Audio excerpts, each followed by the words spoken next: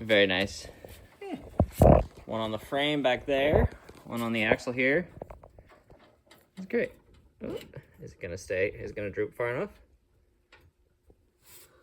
I mean, droop too far? Just like that. Oh, that's true. That's true. Nailed it. That is one sparkly guy. Oh, yeah. Oh, yeah. That's nice.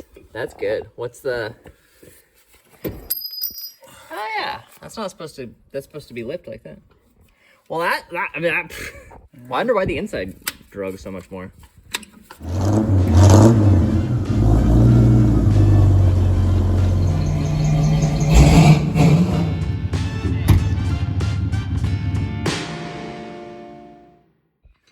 The inside on this side also getting real close to the bottom, but it still has a tiny bit. And the outside still has way more. That's interesting. I guess just because of the single disc. This is lipped, but in groove, not too bad. What if it's old, chewed up, so sad. New, shiny crosshatch, and blue. Matchy matchy. Thanks, Napa. Pro showing us the less to actually clean up our stuff, and then it's sweet sauce, apparently. Allegedly. Did you learn that in the pro world? Yeah, break school. Break school. How long is break school? It's as long as you are slow to learn. As long as it takes you to break a break. Yeah. NRC is on here. Keep it from sticking. Oh, so blue, so fresh. Glued on the back sides. Greased the slidey bits. So fresh. Brother, you got the blue all scuffed up and dirty. That's gonna come out of your review, your performance review. Well, we got the wheels back on, but now with it being tightened, I guess you can't actually turn them by hand. So we're gonna start it and see if we can do it with the front axle.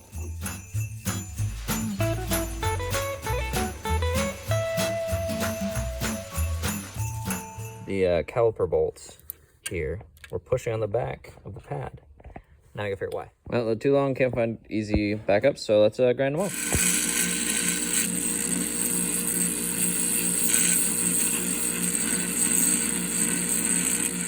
I remember that we had a grinding wheel that's very much set up on a rolly cart, but so sophisticated. All now cut to length, so we'll see if it works. Jeeper's also a little low on oil, so I figured I would give it the proper treatment of some Marble Mystery Oil for the top off. It's definitely gonna fix all the clatter noise. It's gonna be awesome.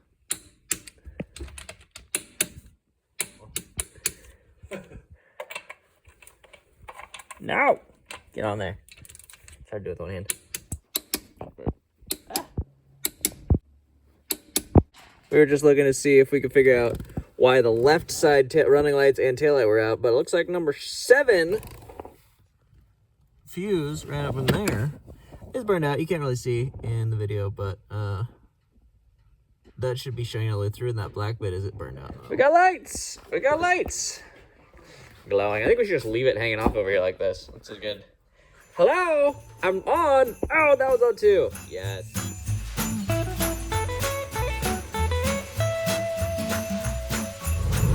Well, so this here week of Christmas, I think I mentioned previously that the AC compressor on the flatbed, which has been my daily, died and was smoking a belt, and so I turned it off, and it was spinning freely when I unplugged it. All right, well, and I installed a little bit on ordering the new pump, blah blah blah. Anyway, it was supposed to come tomorrow, and last night I worked late at the office, and then got to get my truck, and it was smoking, and then the belt broke. Well, it's just really quite annoying. It's like, wow, the part is coming really soon, and I don't really want to tow my truck all the way home or anything like that. And so my wife's gonna give me a ride, but she's got other stuff to do. We got errands to run, and I got my own errands to run. I was like, well, what if I just drive the Maverick? We'll see how that goes. So here I am in the glorious Maverick, going for an adventure on Christmas Adam. We'll see how it goes. I'm 5 minutes in, so we'll see how it goes. The biggest concern, other than it just not running for some reason, is that the back tires are 10 years old, and one of the safety anti-theft locks that I don't have the right key for, and I can't find it in the car anywhere, so I need to go find one online or at the parts store. So if I blow one of those old tires, I have no way to get it off and put the spare on, so that'll be fun. Since changing the oil, putting the magic juice in, and I think just that, I'd say it's driving much smoother. My feet when I got out last time I like stepped out and it just could feel the residual vibrations. But my feet don't feel like they're vibrating at all. A little bit when I'm accelerating. It might be knocking. I'm not exactly sure if that's knock or if that's exhaust fluttery noise. But this is, I think, still and even more so the smoothest vehicle that I have now at highway cruising speed. Cornering's a little iffy, braking's a little iffy, accelerating's iffy, but just cruising at speed, it's quite smooth. And I think my window seal jobs made it quite a bit quieter in here, which is nice too. What a cute little butte. Got me to work. We'll see if we'll get me around to the errands and get home. Well, after some driving into work and around town and stuff, I'm gonna pull the spark plugs and see how they're looking, and also double check timing to see how that looks, because it still seems a little suspicious on how it's driving, but check the things. Looks a little oily, number 2.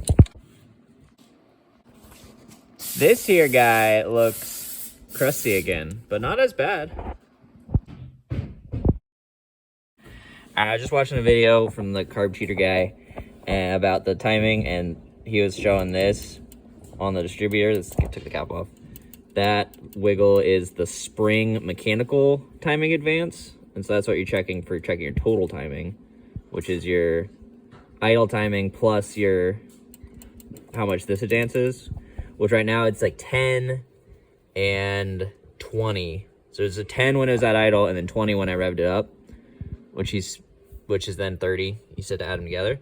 So I'm going to try advancing it a little bit more and see if that makes it happier or less happier.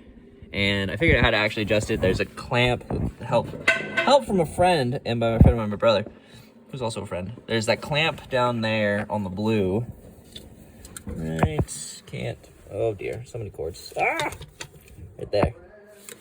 Right, focus, there. Right there. Underneath the distributor, that's a little clampy tab so that I can loosen that, twist the whole shaft, which is going down into the engine, and that'll change the timing. So I'm going to try advancing it a little bit and see what it does, and if that makes it less happy, then I'll make it the other way. Well, I got it loose and then it all twisted up, so now I have it loose still, and I got the cap back on, so I'm going to start it and see where it is. Alright, I got it set at like 12 or so. We'll see what that does. That's bumped it up 2.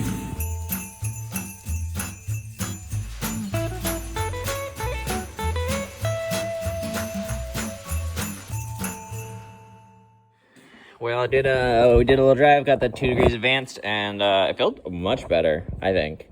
So we're gonna crank it up a little bit higher and then try again. Might be diminishing returns, but that's how you know. All right, we got it up to 15 degrees, and it's 23 when when you rev it up, which would be 38. That's a lot higher. Put my tender on the old GMC because it's got 2 whole volts in there. It's supposed to have 12.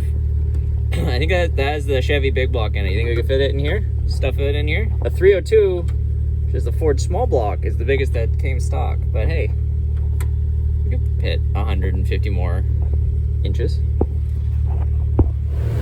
I'd say 15 degrees is too far. This seems kind of the same, but maybe a little bit worse than it was at 12. So I think I'm gonna put it back to 12 and see how that goes. Alright, I'd say I put it back. It doesn't actually feel that different. It might have been fine, so maybe I'll try playing with more timing later, but I'd say it feels much happier than it did before we played with it at all today. So, oh no, actually no, I think this is better because it was a little stumbly at lower RPMs before. Maybe unrelated, but it feels good. I'm excited. It feels much better. I just need, fix the brakes, the steering, the alignment, and the old back tires, and then it's ready to go. Oh, and put the new rear shocks on that I have. Minor detail. Last time I tried a gravel burnout, I only got 1 wheel spinning, but this time I think I got 2. So maybe this is actually a limited slip rear dip.